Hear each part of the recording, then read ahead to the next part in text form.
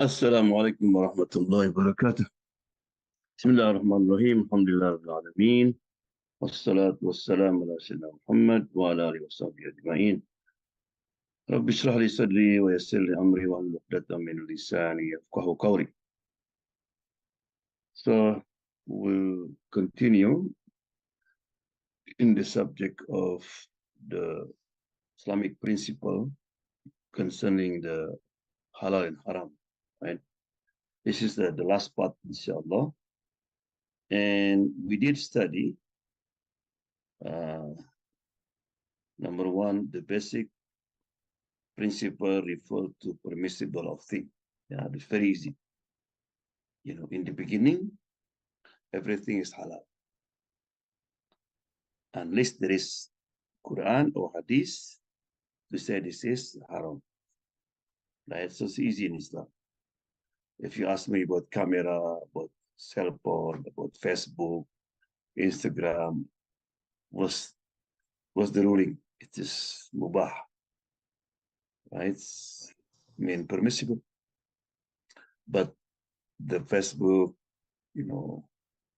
anything, the tools, Instagram, and so on, can become haram if you use to watch, bad stuff, for example, right? But also you can get reward if used for dawah, by sharing, the story of the Prophet, sharing anything that benefit the people. Number two, we learn that to make lawful and to prohibit is the right of Allah subhanahu wa ta'ala. That's to be careful. No one can say this is halal haram except Allah and the Messenger. Number three, prohibiting the halal and permitting the haram is similar to committing shirk. So if you, without knowing what the Quran said, what the Hadith said, and you just say is haram halal, this is considered shirk, because you put yourself in the level of Allah subhanahu wa ta'ala. Right? The prohibition of things is due to their impurity or harmfulness. So when Allah forbids something, should be because it's najis. Like, for example, urine, the stool, right? The blood, this impurity. Or harmful, like the drug, the alcohol, right?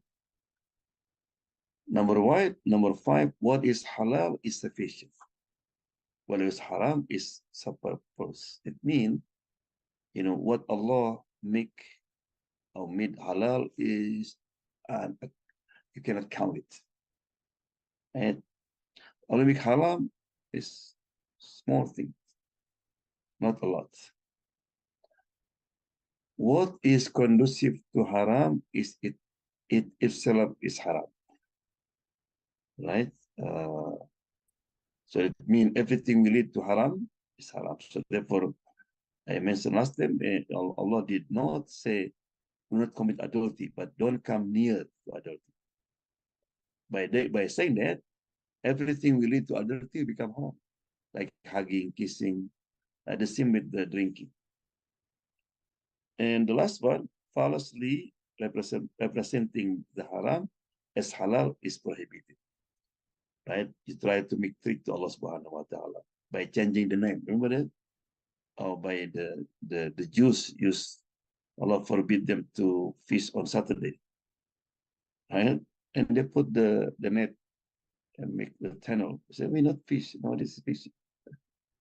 Right? Or you change the name of riba, become bonus or benefit or interest. It's the same. Yeah. So that's the thing we did learn, right? So now number 8, good intention do not make the haram acceptable. Yeah, Fadil.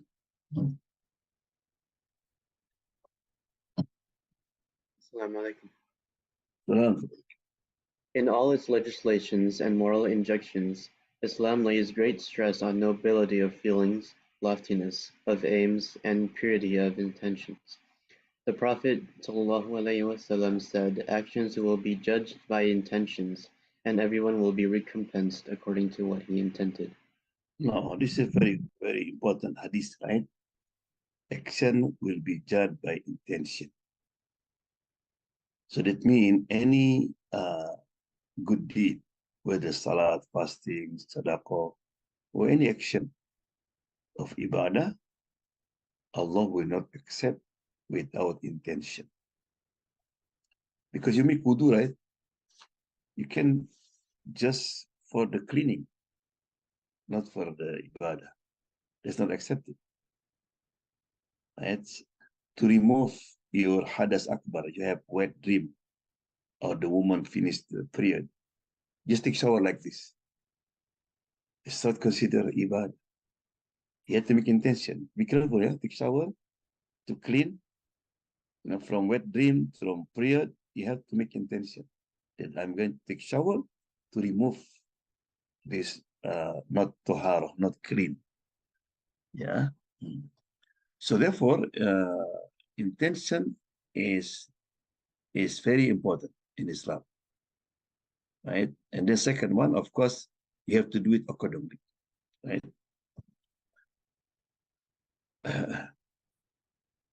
Okay, Safia. Assalamualaikum. Alaikum. Indeed, in Islam, the routine matters of life and its mundane affairs are transformed into acts of worship and devotion to Allah by good intentions. Accordingly, if one eats food with the intention of sustaining life and strengthening his body in order that he may be able to carry out his obligations to his Creator and to other human beings, his eating and drinking are considered worship and devotion to Allah subhanahu wa ta'ala. Right? So remember that the principle is mubah, permissible, right? So permissible acts or your habit can be worship, become obedient to Allah subhanahu wa ta'ala by intention. You come home and you're hungry. Right? Oh man, if I pray, my mind will think about biryani. Right? Oh, my brother come, my food finished. Right? So he said, oh, let me eat first. So when I pray, I can focus. There's eating become ibadah. Because eating is not ibadah, but because your intention. Right? Or you would like to pray qiyamul layl, but you are so sleepy. Say, let me sleep first. Right? So when I wake up, I'm fresh. That sleeping is ibadah. Allah. Right? Yeah. So the habit, the mubah, everything permissible can become ibadah by intention. Right? Even exercise, if your intention, so I can do ibadah good, that's considered also. So therefore, why in the hadith said, if you're hungry, don't pray, eat first. You focus. If you're tired, sleep. Yeah. So this is the general, right? Right. Intention can transform, can change the what you call the thing that's mubah. Mubah means you do it, no reward, no punishment. You eat, you drink, you sleep, you play, all this mubah, permissible, right? But you can use it and become ibadah, right? And there is a man have master, very good. He was passed by. Once Commander said, oh, I wish that body used for jihad. Rasulullah said, if he's going to market, no, to market, right? To do business in order to provide for his family and in order to prevent them from being beggar. That's jihad, that's ibadah. Yeah. So therefore, always make good intention. Do you know that in their judgment, a lot of people, they never go to Hajj, but he will get the reward of Hajj. They will what? Hajj. But how? His neighbor just came back from Hajj. And he said in his heart, oh, I wish I have money like him. I'll go to Hajj. So in that man, he was amazed. Reward of Hajj. Ya Allah, I cannot go. I'm very poor in my village. Allah said, remember when your neighbor, he went for Hajj and come back, he said, I wish. Allah later. Or somebody give donation, 10,000. Oh, he said, I wish I have this money. I will give 10,000. You'll get also the reward. Yeah. So always make good in intention. So you get lot reward intention. Yeah. Okay, Mahnur. Assalamualaikum. But the case of the haram is entirely different. It remains haram no matter how good the intention or how honorable the purpose or how lofty the aim may be. Islam can never consent to employing haram means to achieve a praiseworthy end. Yeah. So, yes, intention is very important, but also good intention is not, justify, if you do it haram thing. For example, I want to rob the bank. Man, haram, but I'm going to build a masjid. You didn't have money, man. You're stealing, right, in order to build a masjid. Maybe remember there's movie called Robin Hood. He's stealing their hand and to feed the poor. It's not accept, right? Because Islam have purpose. Islam want people to do something correctly. Intention only is not enough, right? It will describe more, inshallah. Yeah. Fatiha.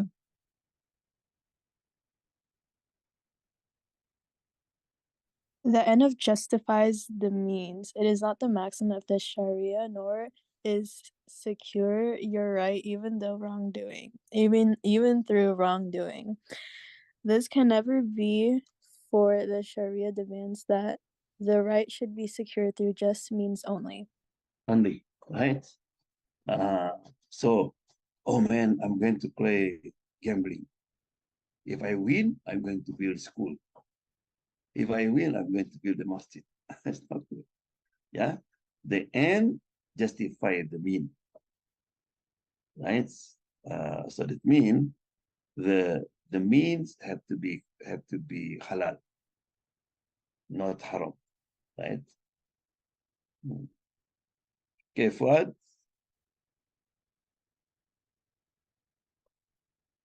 Assalamualaikum.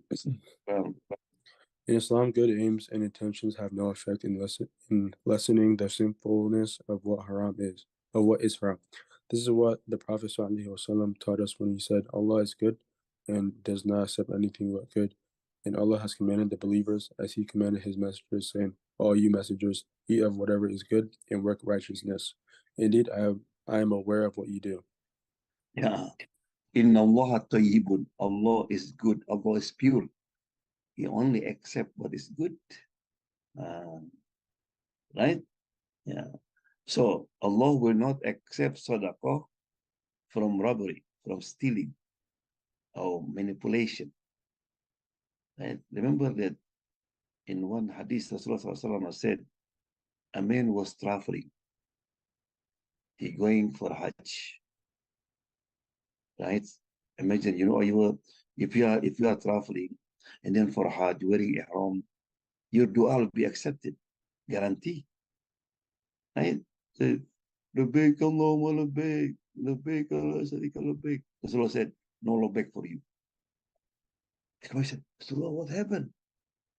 This man traveling. Said, how Allah going to accept his food from haram, his water from haram, his provision, the money he brought, is from haram. How Allah going to accept his Hajj?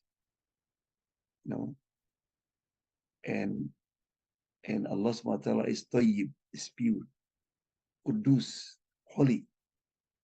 Right? Allah will not accept. Yeah. A man came to the Prophet, Ya Rasulullah, I make dua for a long time, but Allah did not accept my dua. Rasulullah said, check your food.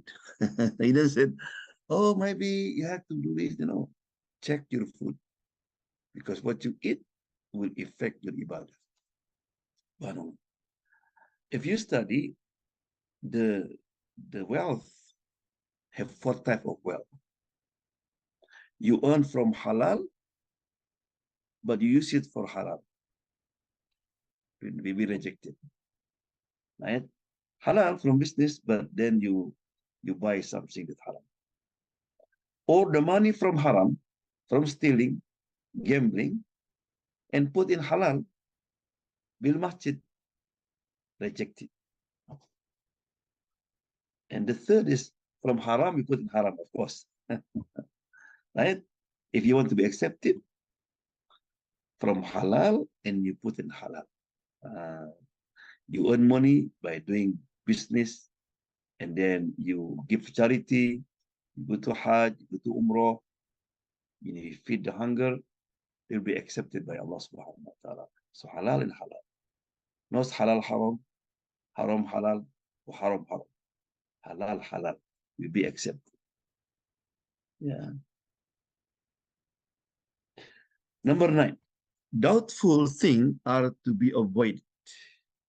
Doubtful thing to be avoided. Okay. Hanin? Assalamu alaikum.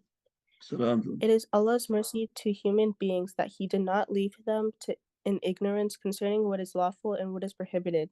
Indeed, He has made explicit what is halal and explained what is haram. As He says, He has explained to you what He has made haram for you. Yeah. Right? Rasulullah said, Al-halalu bayyinun. Halal is clear. Wal-haramu bayyinun. And haram is clear. Right? So now what you deal with the gray area, it's not sure it is halal or haram. In Arabic called shubha. Shubha. What do you have to do if something that is shubha? Yeah. Hiyam? However, there is a gray area between the clearly halal and the clearly haram. This is the area of what is doubtful. Some people may not be able to decide whether a particular matter is permissible or forbidden.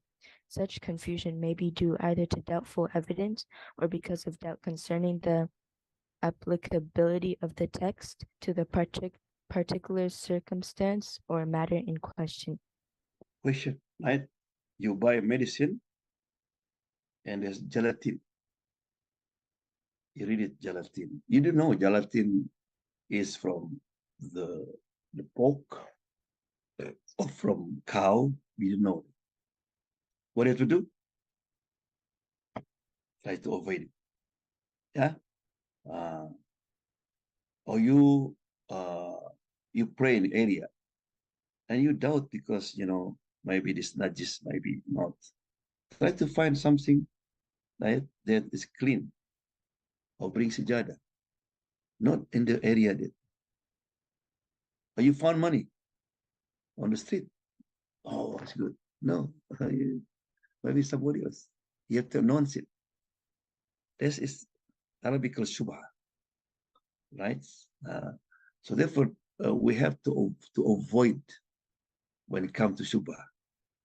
Yeah, because then you'll be safe. Yeah. Okay, Eliza Abidin.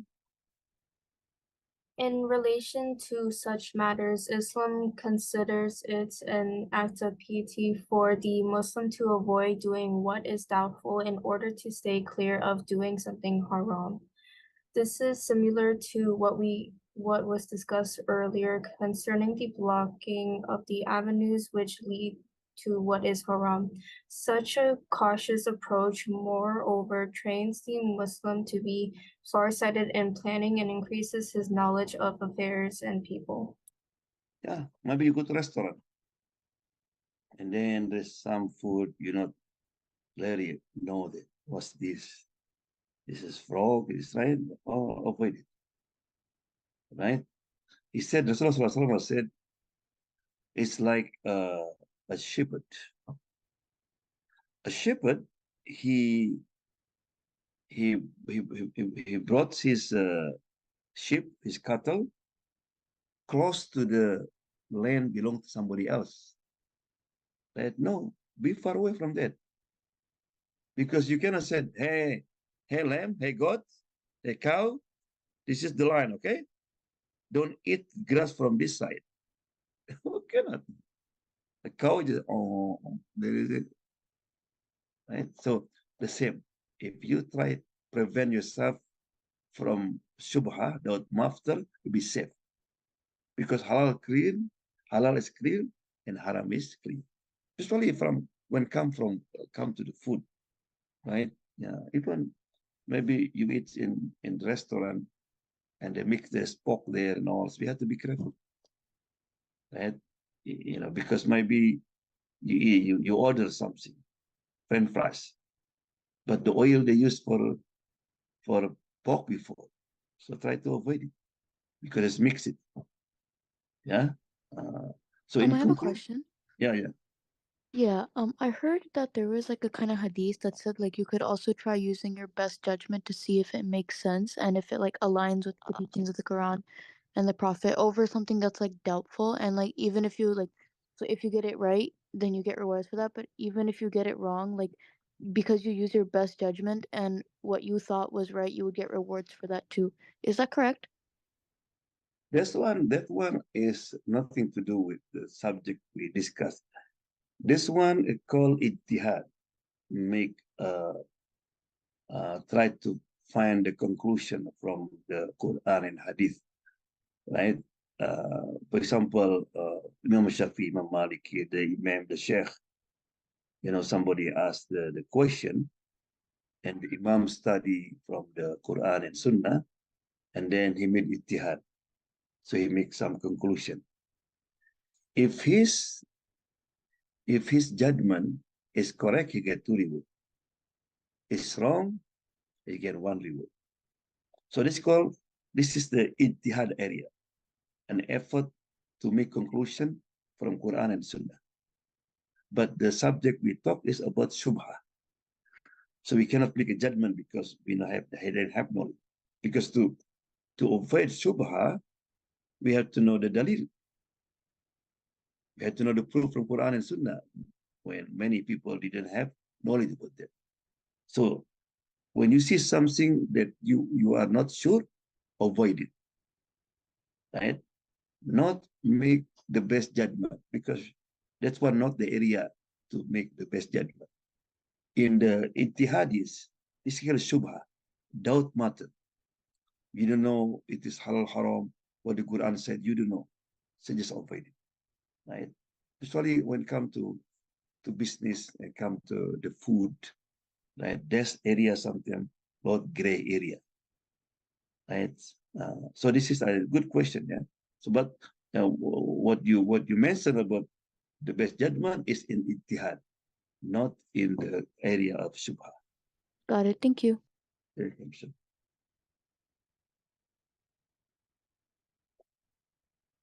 Okay, number 10. The haram is prohibited to everyone alike. Right? It's very important subject. Okay, Ibrahim Yasin. Assalamu alaikum. Salam. The haram is prohibited to everyone alike. In the Sharia of Islam, the haram has universal applicability. Here, there is no such thing as that which is prohibited to a non-Arab, but permitted to an Arab, nor anything which is restricted to a black, but allowed to a white.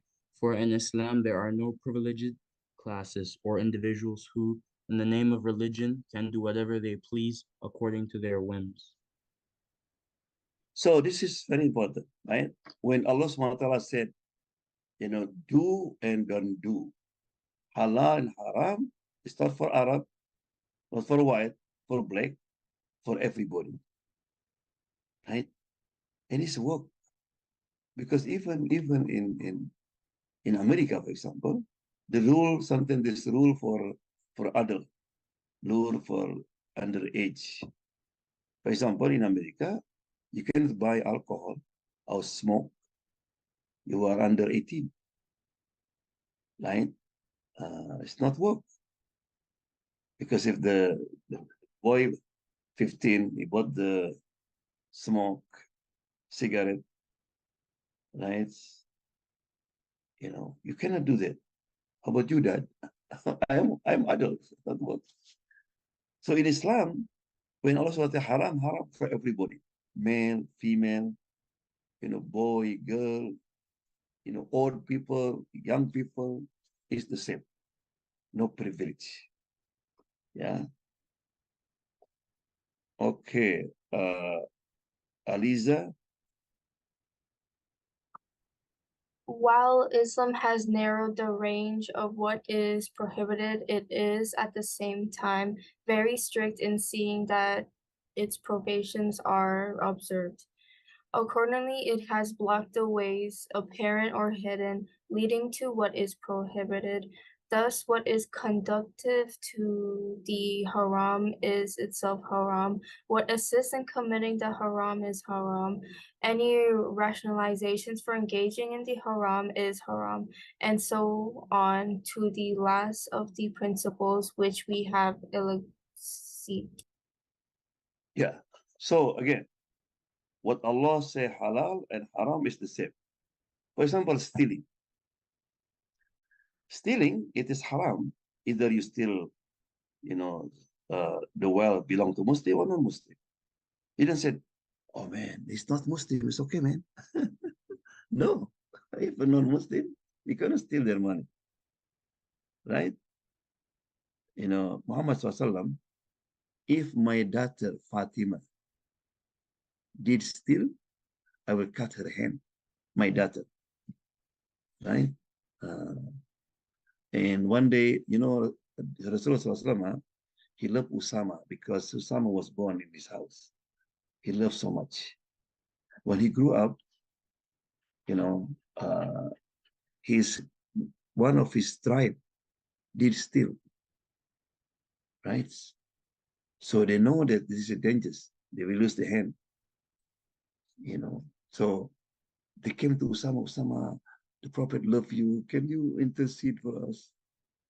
You know, don't punish, you know, this from our tribes. So he went to Rasulullah, you know, he's from our tribe. Rasulullah get angry. You know, Usama, Allah destroy people before you because when high class did crime, you're not punished. And the low class, they punish. So Allah punished them. Right? Yeah. It has happened also in Medina. If somebody lost something, and some Muslim accused the Jews. And Rasulullah almost, you know, called it Jews and they give punishment until the ayah was revealed. Right? And also in other religion like in Judaism, right? Of course, they not really follow Musa alayhi salam. He said, riba, usury, only haram between them. But you can do riba, you know, interest with the others. You cannot cheat on another, but you can cheat the other. And if it is in some people, you know, in like in what you call Hinduism, people have different rule for different class, you know. SubhanAllah.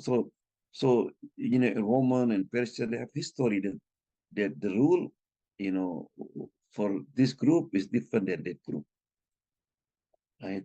And that's what happened before, right? So Islam keep no, the rule are the same, yeah. And the last one for tonight is it necessity dictate exception, yeah. Nura. Assalamu alaikum. Salam.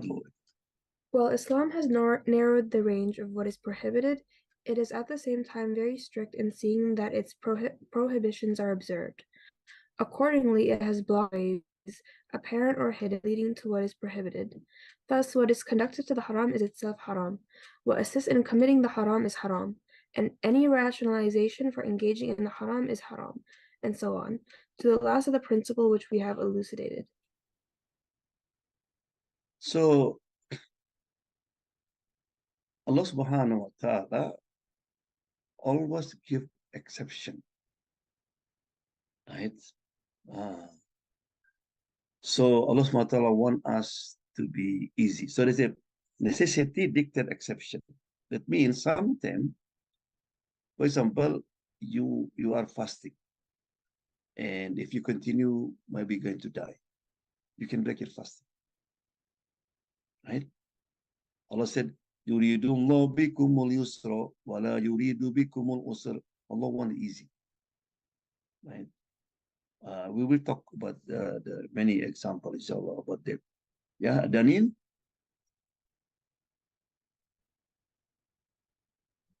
It permits the Muslim under the compulsion of necessity to eat a prohibited food in quantities sufficient to remove the necessity and save himself from death. In this context, after listing the prohibited foods in the form of dead animals, blood, and pork, Allah Ta'ala says, "But if one is compelled by necessity, neither craving it nor transgressing it, there is no sin on him. Indeed, Allah is forgiving, merciful." You hungry?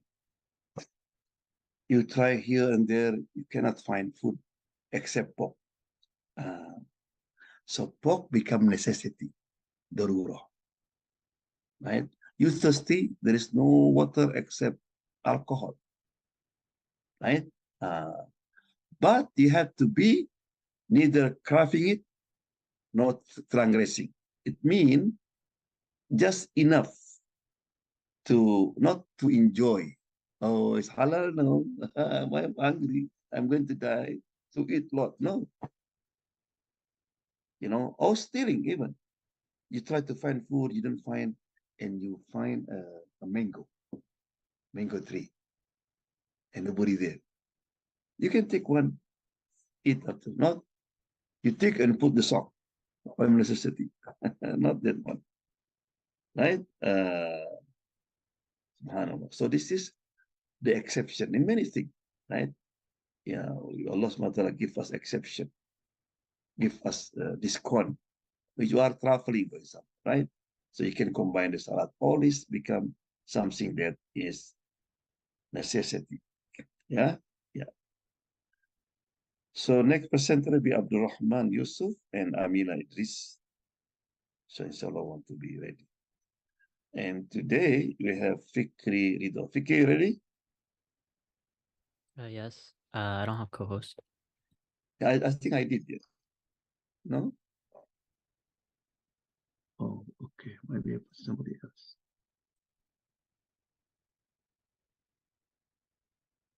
Okay, you're ready to go.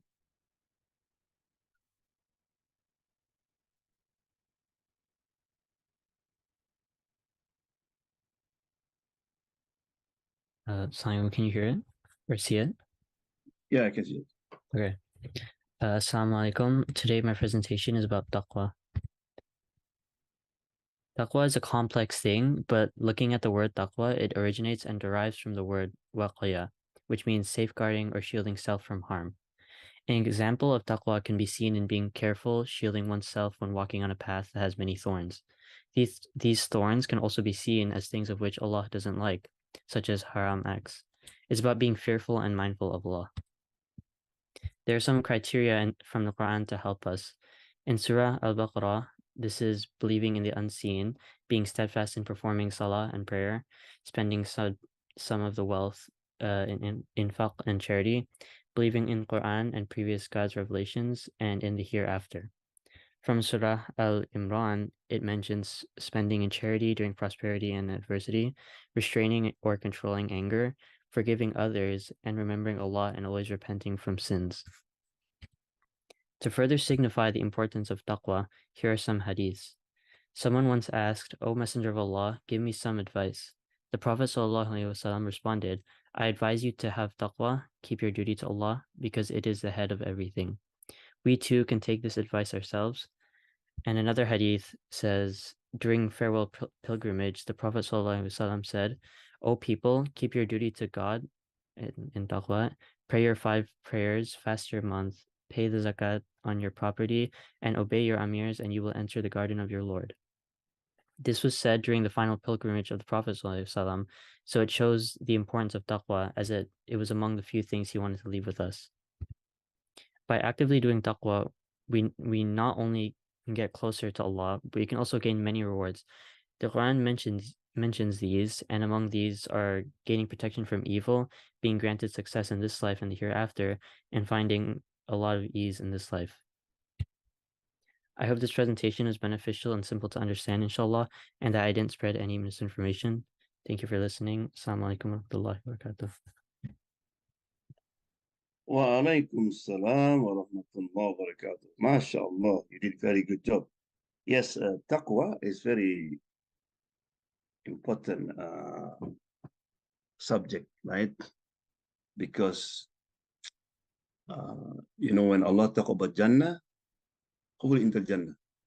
Innal muttaqina fi jannatin wa uyun. Innal muttaqina fi jannatin wa naim. Look like a boarding pass. Like boarding pass to Jannah is taqwa. Right? Of course, you look at Fikri mentioned a different kind of reward by having taqwa. Right? And also, Rasulullah said, and the Quran said, وَتَزَوَّدُوا, take provision, take something. فَإِنَّ خَيْرَ الزَّادِ التَّقْوَى, the best provision is taqwa. And also, no one in this life without problem. You want Allah make it easy for you to solve problem, is taqwa. وَمَنْ يَتَّقِ اللَّهَ يَجْعَلْ لَهُ مَخْرَجًا. Whoever has taqwa, Allah will make it easy. Allah will give you way out, whatever your problem. Right? So taqwa, of course, be mindful of God. You always never alone. Right? Sometimes people drive in I-5, supposed to be 60. People drive, 80, 90. Right? And suddenly everybody push the brake. Right? Slow down. Why is it? The police, they're stuck. There's somebody watching. Can you imagine that? Right? So therefore, when, remember that when Umar bin Khattab went to village and he saw the shepherd, and Umar asked him, said, "Can I buy one of your lamb?" He said, "Sorry, sir, it's not mine. It belongs to the master." "Oh, don't worry. Tell your master. Take your money. Take your master." This wolf came. What the boy said? "Sir, fa'ain Allah. Where is Allah? I can cheat my master when I can cheat Allah subhanahu wa ta'ala." Taqwa. Yeah. Would like to share some videos. I have a question. Okay. It said in his presentation that one of the Prophet Muhammad advice was to enter Jannah, follow your Amir. What does it mean by follow your Amir to enter Jannah? Jannah. Yeah, Amir means when you are in expedition, you are in going to the war, you are traveling, and you choose somebody to be your Amir, your leader, so you have to listen to it. Right? So in Islam, it is very important that you have an Amir. For example, you have organization, right? So Allah SWT said, obey Allah, obey Messenger, and the one who are in charge. So by following the Amir, but Amir had to be, we follow if we're doing something not contradict with Quran and Sunnah. Right? That's the meaning of the following the Amir. In some situation that we need something Amir, when you are expedition or go to somewhere, need the Amir. Yeah. Do I answer your question? Yes. Okay, good. Yeah.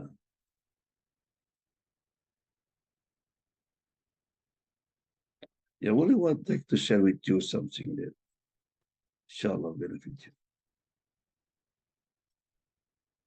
500 actions today around the country in response to a call to shut it down for Palestine. Last week, we saw the biggest march for Palestine in U.S. history, but we can't go down to D.C. every week. Some people can't make it. So now the organizers have called on people to organize demonstrations in their own localities, at their workplaces, at their institutions, and are calling on people to do whatever they can to stop business as usual. Right now, we're at the BlackRock headquarters in New York City. It's about 8:30, and we've been tipped off that there's going to be a disruption inside.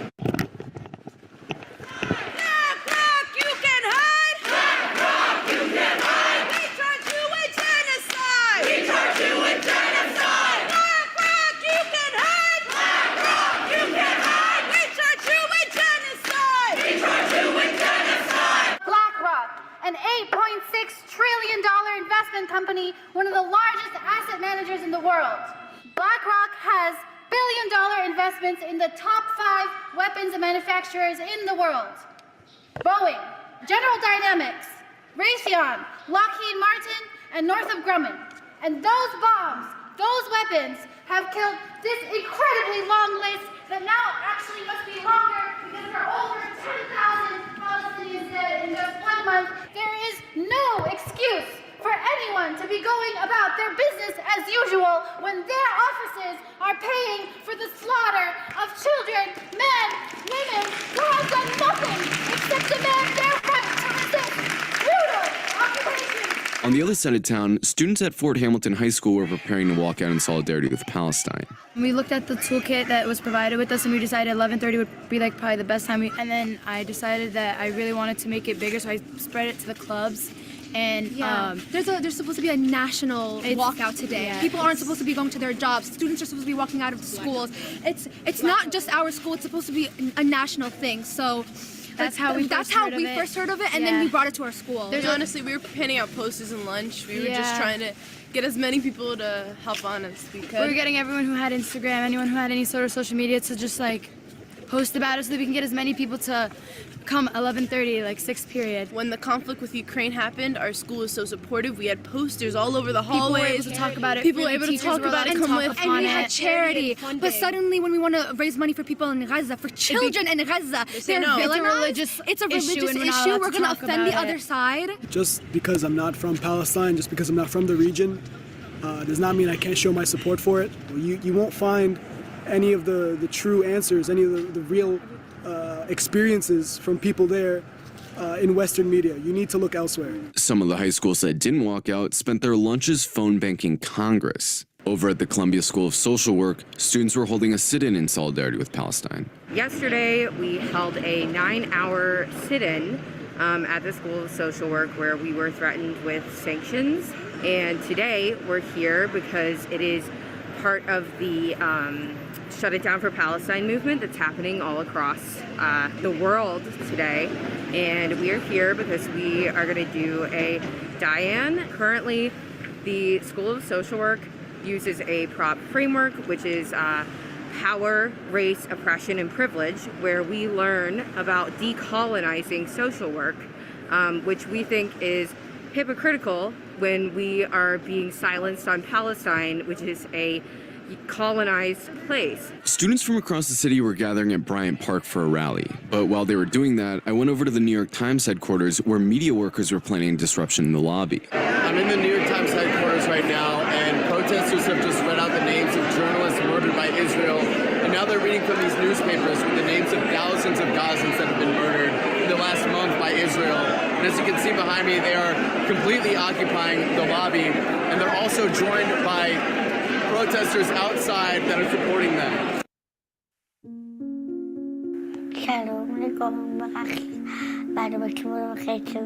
During the disruption, we spoke to one of the organizers, Ari Brostoff, a senior editor at Jewish Currents magazine. When we see the newspaper of record doing an abysmal job at their own job, then we as their colleagues have to stand up and say that. Eventually, the police were called, but the protesters kept reading names anyway. The NYPD Strategic Response Group is behind me. They're the arrest teams of the NYPD. And the protesters here have been reading off the names of Gazans killed by Israel, starting with the youngest. And right now, 45 minutes in, they're at 4-year-olds. While all this was happening, the march at Bryant Park had grown to well over 10,000 protesters and was headed to the New York Times headquarters. By the time they reached the New York Times building, the anger was palpable. Shame on you! Shame on you! Shame on you! Shame on you! Shame on you! Shame on you! This was probably the most active day of protests in New York City since the beginning of Israel's massacre, but it doesn't even begin to capture the full scope of November 9th. Actions were held in every major city across the country. There was a protest at Debbie Stabenow's office in Detroit, a walkout at the University of Georgia, a picket in front of Textron, a military contractor in Providence, a protest outside of Congressman Deborah Ross's office in Raleigh, walkouts in Pittsburgh, a walkout in Tucson, the complete shutdown of the federal building in San Francisco. Activists in D.C. surrounded the State Department. Boston crashed a fundraiser for Kamala Harris. New Jersey occupied Cory Booker's office. Healthcare workers in Philly had a die-in at City Hall. Cleveland shut it down. Denver shut the state capitol building down. Atlanta had an overnight sit-in at the Israeli consulate. Veterans occupied congressional offices. One of Senator Elizabeth Warren's constituents, who's lost family in Gaza, confronted her while she was at dinner. Code Pink even disrupted Joe Biden, and that was just the U.S. Internationally, there were actions in Italy, Morocco, El Salvador, Canada, Japan. In total, there were 600 actions that took place worldwide in one day. In the last few weeks, I've heard a lot of people say they feel powerless to do anything about Israel's massacre. But nothing could be further from the truth. Israel's war machine relies entirely on a litany of institutions outside of its borders. It relies on banks and financial institutions that invest in it. It relies on media outlets echoing its lies. It relies on politicians that rubber stamp and unconditionally support its crimes. It relies on universities and schools that lie to their students about the situation. It even relies on restaurants and coffee shops and actors and musicians to give it cultural cover to make people think people actually support it. In other words, it relies on us. It relies on institutions we patronize, institutions we work for, and we can withdraw our support whenever we want. We can even stop them from functioning whenever we want. After all, how can a university continue to support Israel if all of its students support Palestine and won't go to class or won't pay tuition until the university supports Palestine? How can a media organization continue to function if its reputation is synonymous with genocide denial and parroting war propaganda? How could a politician hope to get reelected if they get heckled and mocked and laughed out of every room they step in? And that's what this Global Day of Action shows, that this is all actually completely in our hands, and that when we all act together on the same day, in the same coordinated fashion, our fear melts away, and the things we once thought were impossible no longer seem so far away. In many ways, it feels like this latest Israeli massacre has actually awoken a sleeping giant. The November 9th call to action was issued to disrupt business as usual, and another day of action is already being planned for November 17th. The question of what happens next is no longer just in the hands of governments. The question of what happens next won't be decided for us by some outside force. What happens next depends entirely on us, and whether or not we finally decide that we've had enough with business as usual.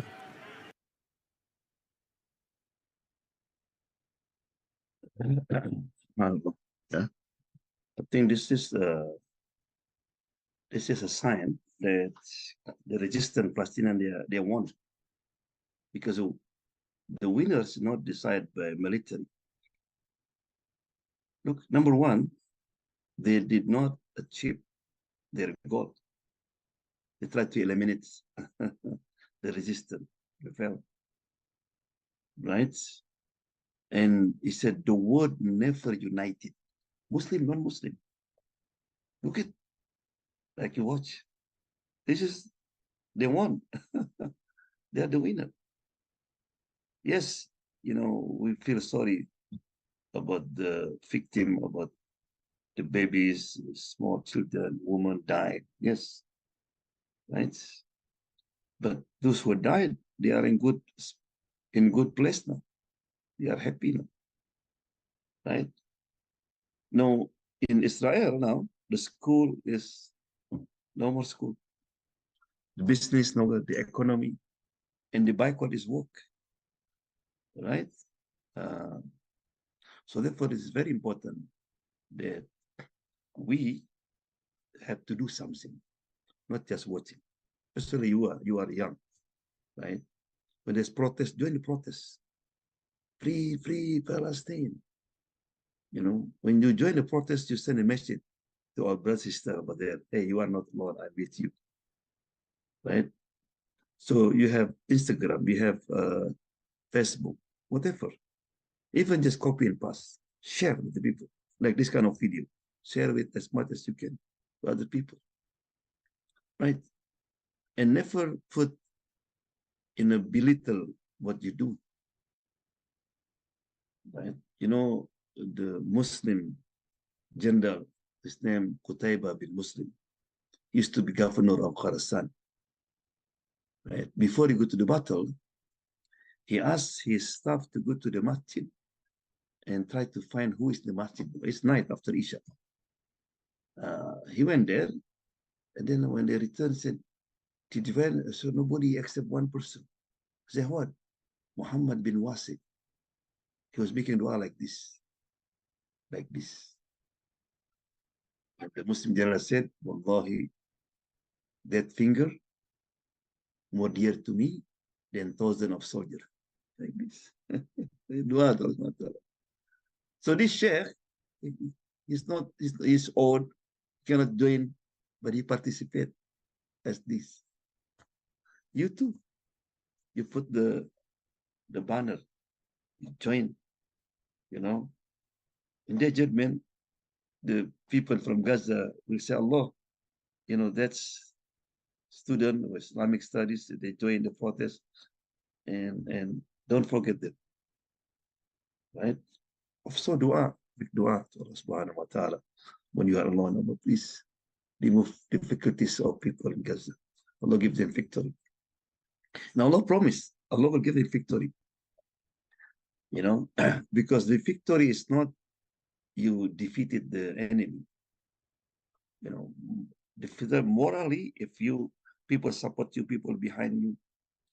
Remember after genocide, after massacre, Allah mentioned in Surah Al-Buruj, Qutila ashabul ukhdud, right? Yeah. Then Allah subhanahu wa ta'ala mentioned about those people who put in the fire, men, women, children, you know. Allah subhanahu wa ta'ala said, Innal ladhina amanu wa aminu salihat. Those who believe and do righteous. Lahum jannatun tajri min tahtihal anhar. Them is Jannah. And then Allah SWT ended, Dhalikal fawzul kabir. That's the great victory. What? They died? Yeah, a great victory. Right? But no, you know, alhamdulillah, this thanks to Allah subhanahu wa ta'ala. You didn't suffer. You know, I mentioned last week, there's a doctor, you know, he takes his friend I was in Olympia last Friday. One day, their food is one onion. They share together. See, we don't know if tomorrow we have food or not. The water is very limited. But they stay, the food. Yeah? So inshallah we make dua that Allah subhanahu wa ta'ala make easy for them, inshallah. Yeah. So make dua, inshallah. Oh Allah, help and protect the people of Palestine. Oh Allah, ease their pain and suffering. Oh Allah, bestower of mercy. Bestow your mercy on them. Oh Allah, open people's hearts to give in this time of crisis. Oh Allah, help those who are in need, wherever they are, maybe. Bismillahirrahmanirrahim. La yadurru ma ismihi shay'un fil ardi wa la fis sama' wa huwa as-sami'ul 'alim. Bismillahirrahmanirrahim. La yadurru ma ismihi shay'un fil ardi wa la fis sama' wa huwa as-sami'ul 'alim. Bismillahirrahmanirrahim. La yadurru ma ismihi shay'un fil ardi wa la fis sama' wa huwa as-sami'ul 'alim. Allahumma anta rabbi la ilaha anta khalaqtani wa ana 'abduk wa ana 'ala ahdika wa wa'dika mastata'tu. A'udzu bika min syarri ma sana'tu. Abu laka bi ni'matika alayya wa abu bi dhanbi faghfir li fa innahu la yaghfiru dhunuba illa anta. Rabbi ighfir li wa li walidayya warhamhuma kama rabbayani saghira. Rabbana atina fid dunya hasanah wa fil akhirati hasanah wa qina adzaban nar. Rabbana taqabbal minna innaka antas samiul alim wa tub alaina innaka at-tawwabur rahim. Wa sallallahu alaihi wa sallam. Yeah, see you next week. Assalamualaikum. Assalamualaikum. السلام ورحمة الله وبركاته. السلام